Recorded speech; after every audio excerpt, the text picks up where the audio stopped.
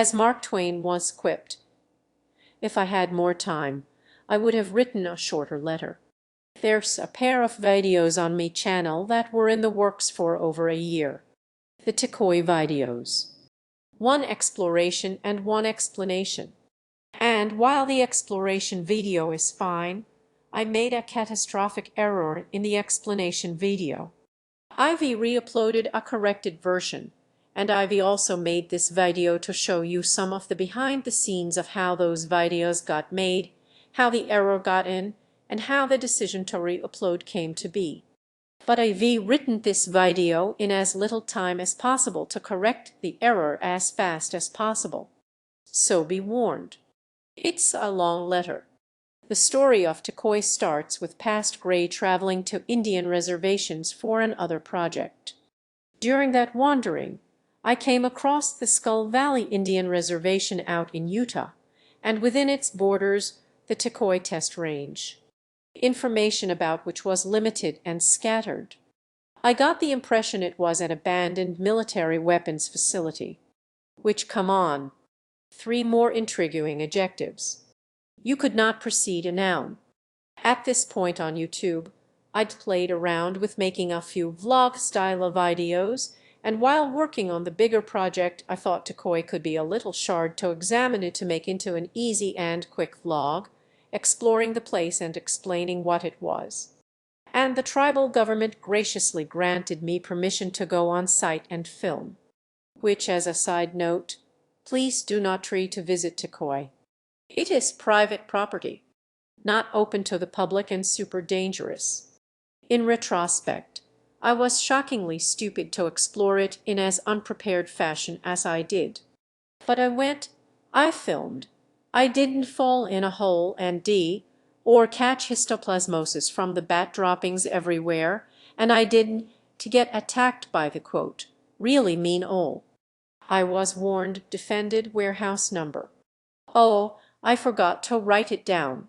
Seriously, I could not have been a worse urbex noob, but the celestial dice rolled in me favor that day, and I got back to me hotel with some amazing video. Now all I needed to do was explain this beautiful shard.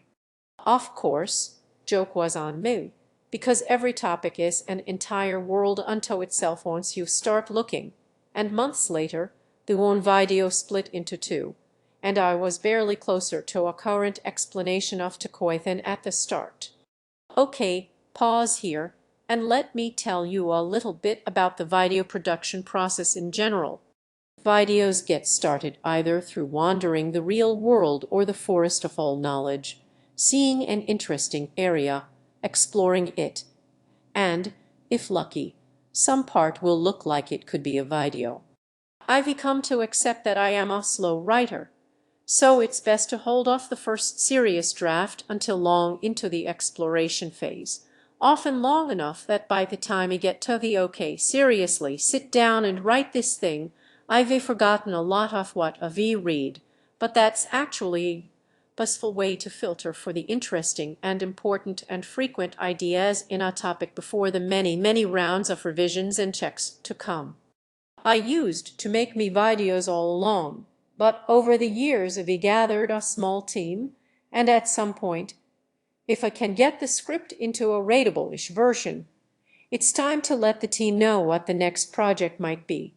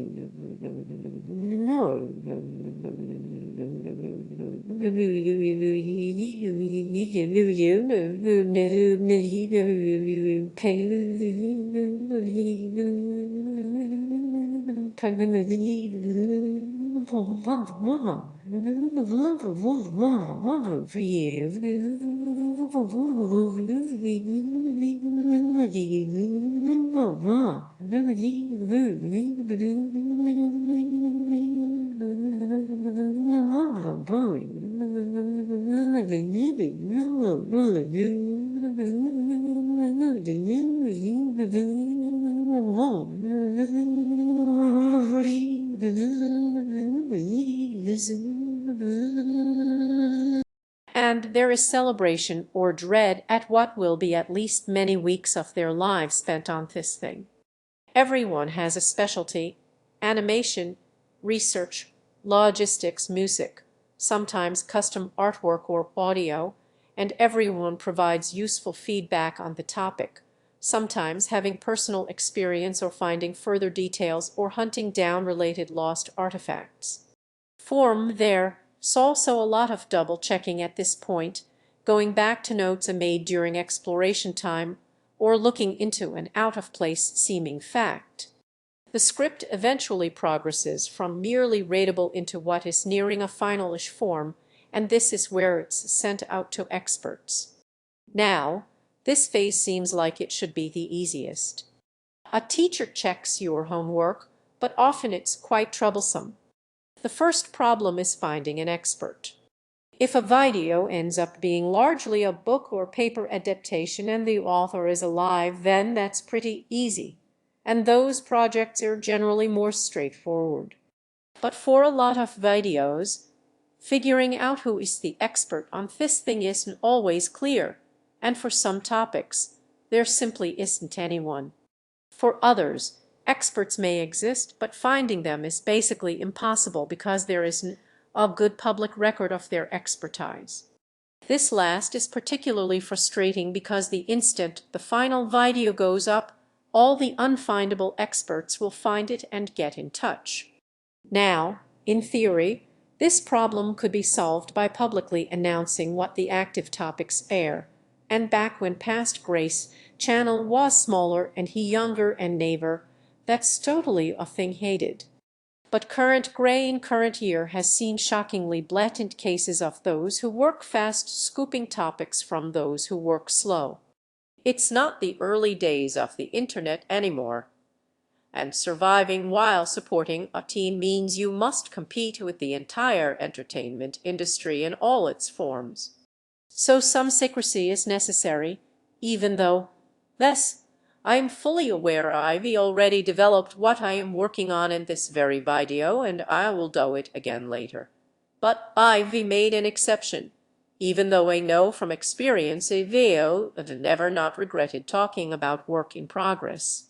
Even if the topic is unscooped or unscoopable, I just find projects harder to finish once they re-out in the open and everyone is watching. Back to the experts. If they exist and we find them and they willing to help out and they willing to keep a secret for possibly months, then that's great. But it can still be tricky. For example, which experts? Just about any academic topic will have experts who have spent their entire lives thinking about this whole area, and who also violently disagree with each other, which can leave you, the non-expert, to wander dangerously close to the what is true dimension, which, if you be not careful, will suck you into an unproductive downward spiral of how do we know anything is true. This happens to me at least once a month and is a topic which is way beyond the scope of this video, maybe a story for another time. Oh, don't say that. Okay, skipping the existential crisis. The script is sent out to experts for checking, and then the final draft can be recorded and turned into a video for you to watch. That's how it works in general. Now let's resume the story of Takoi, skipping ahead to. Let's skip saying the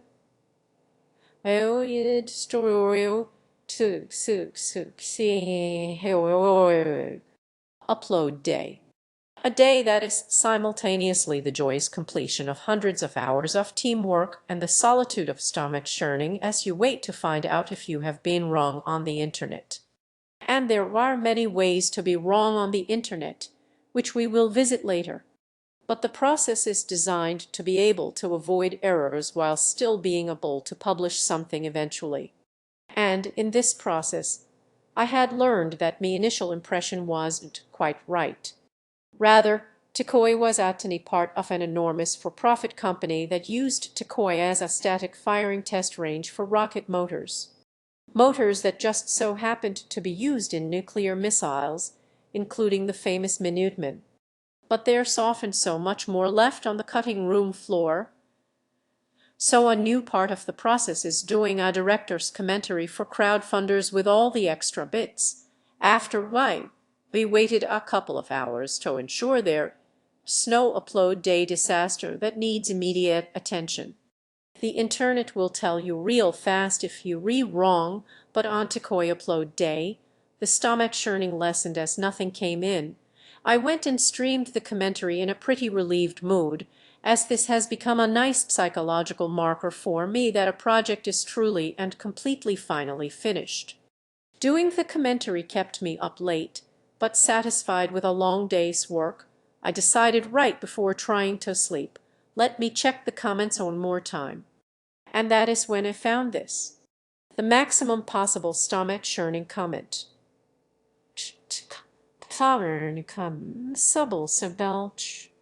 Asking the audience to imagine what it would be like to do this whole video with the Minuteman missile, but in the video itself is the evidence that it was the Minuteman missile.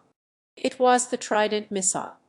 Oh no, I didn't have to imagine what it was like to do this video. I was the guy who did this video. Not good. At the time I read this comment, basically seconds away from total collapse, I was in no condition to address it. But let's just say I didn't sleep well that night, and we'll skip the depressive, self-destructive, self-doubting part and jump back to where, with a rebooted brain, I was able to confirm that yes, Hottis-8 was right and I was wrong. Tikoi did not test Minuteman missile motors. Tikoi tested Tridents. I even found a poster of one in the exploration video itself. I can't see anything down that corridor. All right, strategic pride. You may be wondering how I could have spent so long on this topic and yet missed the answer to the most fundamental question, the literal video title. What was Tikoi? Well, me too. So we conducted an autopsy. Oh God, this is only halfway through. It really is a long letter. Okay, because there was so little available information about Tikoi in that pre-script early exploration phase, I ended up reading a lot about the Cold War in general, which was interesting, unlike most history, but was more than a little infuriating because all the areas right around Tikoi, the Magna manufacturing plant, the Wendover airfield, the Utah test and training range, the Dugway proving ground, all kept popping up, but never Tikoi herself. And this is where some mind muddling began to occur, because while I learned the United States Cold War nuclear deterrence forces had three branches, land, sea, and air, most of what I read talked a lot about the ground-based Minuteman missiles, less so about nuclear bombers and very little about the nuclear subs. So in my mind, the Minutemen became the real stars of the Cold War, which played into the later era.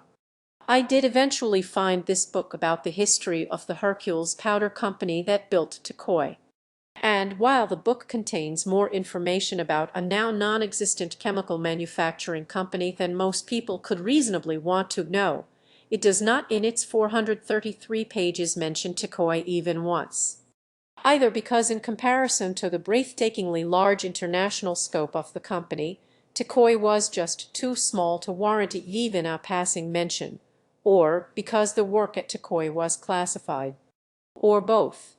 But I was still determined to make a video about this place I had become more than a little obsessed with and was now a connection point to future topics in the Greyverse.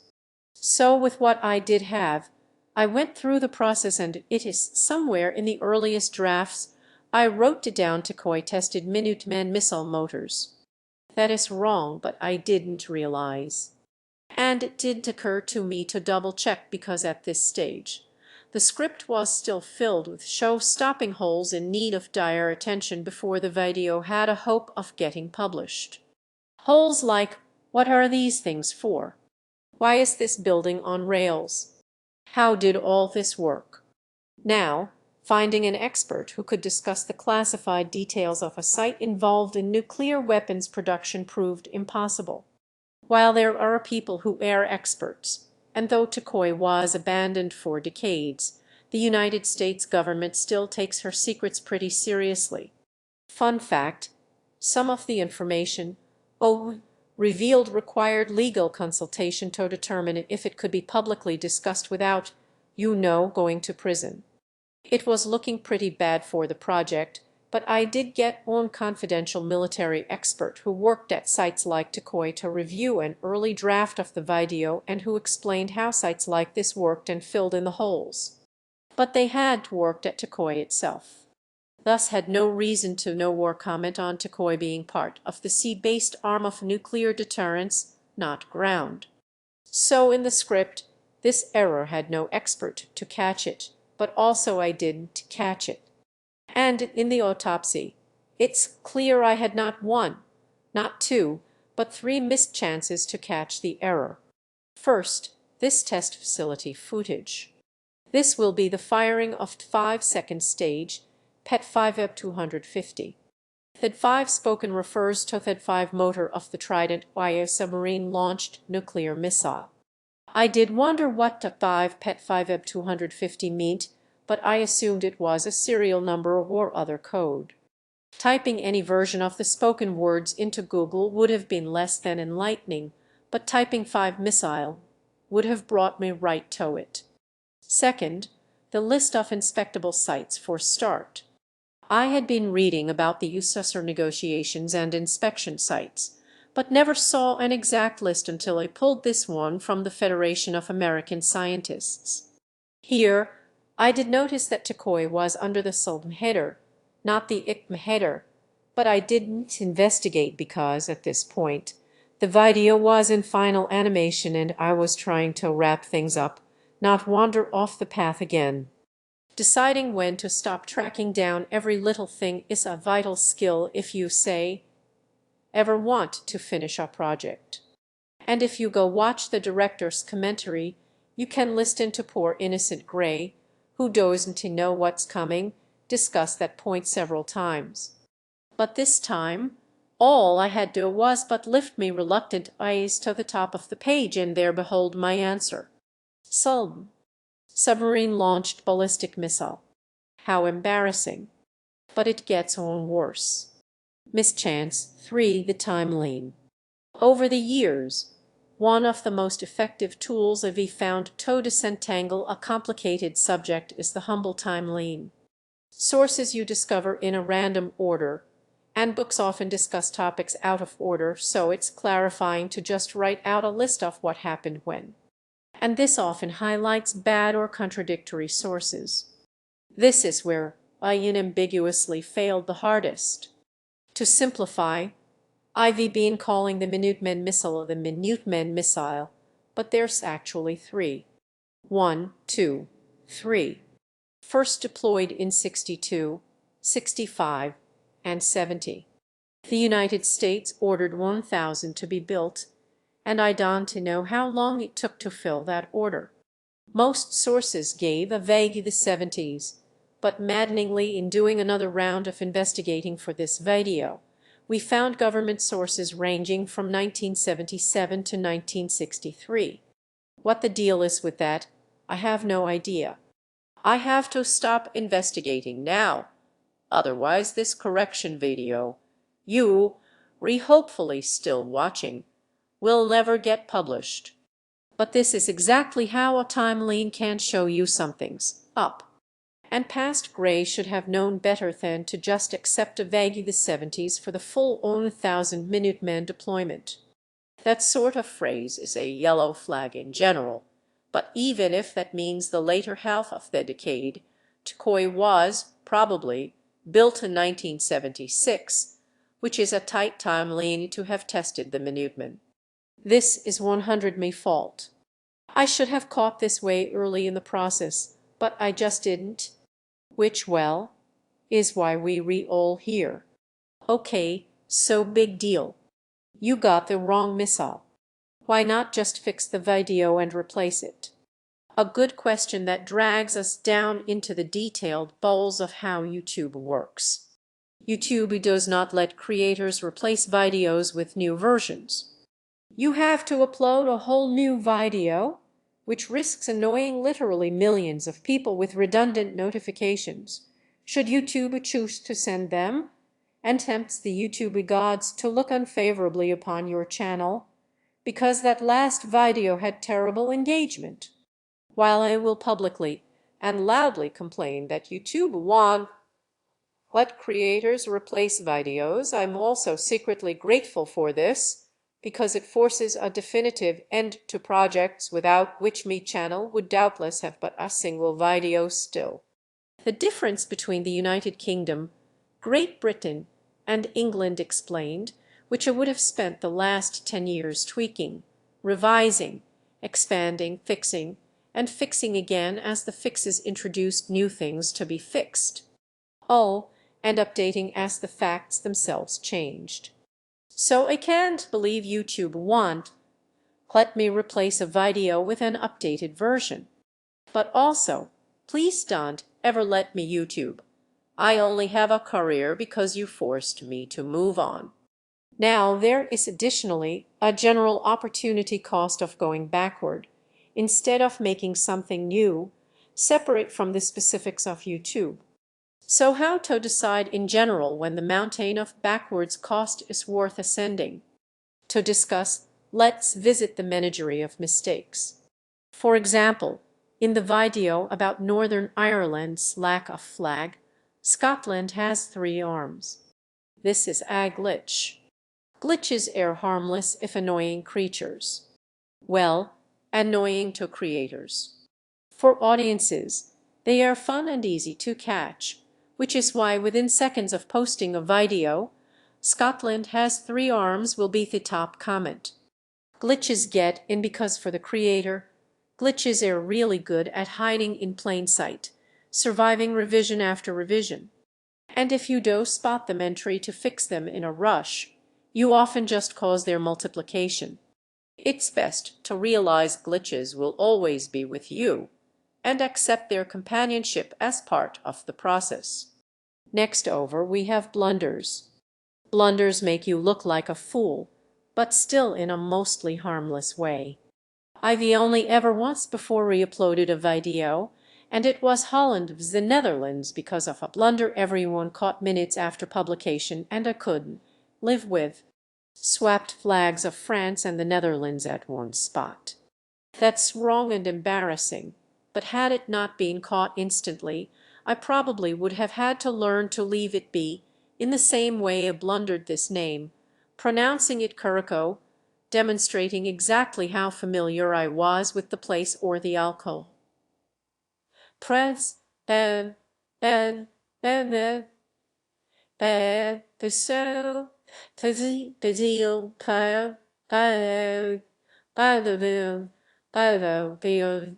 I will pile now, bill, bow, bill, bill, go, wow, wow, wow, wow, wow, wow, bio, do, bio, I will,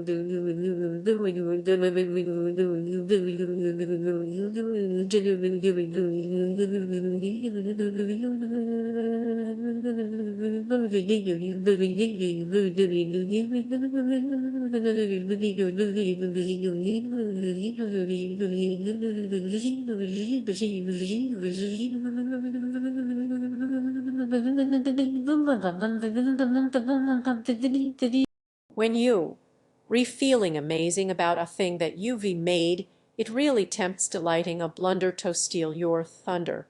Next, errors.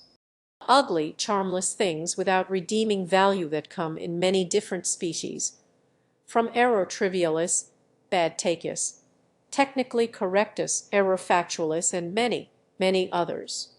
Their variety make it impossible to talk about management in general, because unlike glitches and blunders, which look the same to every one, errors come from the what is true dimension, which means different humans will perceive their size and importance and species in different ways, or disagree about if there's an error at all. But if you make things, there will be errors, and post-publication, deciding what to do about them will have to take into account the size and species you perceive, and the cost of extracting its disgusting tentacles from what you have made, versus the benefits of accepting that you can't always get them all and moving onward to make a new thing.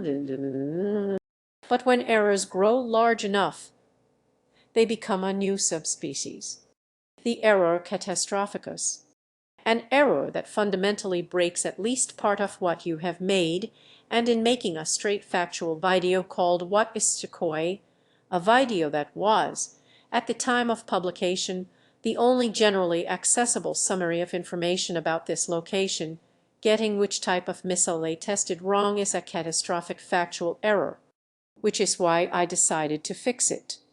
Part 4. There were no other parts. But this is finally the end. My dad always said to me, the cost of perfection is infinite. And he was totally right. I can't promise perfection, but post-autopsy, me and the team are not only working on future videos with this experience in mind, but also working on the process that makes the videos, and if we need to make that process longer, to bring videos closer to perfection, we will. Without a doubt, future me will watch this video and wonder why did past Grey have so many words in this script to convey the simple message I was wrong. I apologize. I fixed it. But future Greyist, current Grey, and as Pascal famously quipped, if I had more time, I would have written a shorter letter. The old Tikoi video is now enlisted if you are curious to see what's changed. The director's commentary is public now as a sort of historical curiosity, I guess. And the new version of What is Tikoi is here for you to watch. I hope you like it again, and thank you for making it to the end.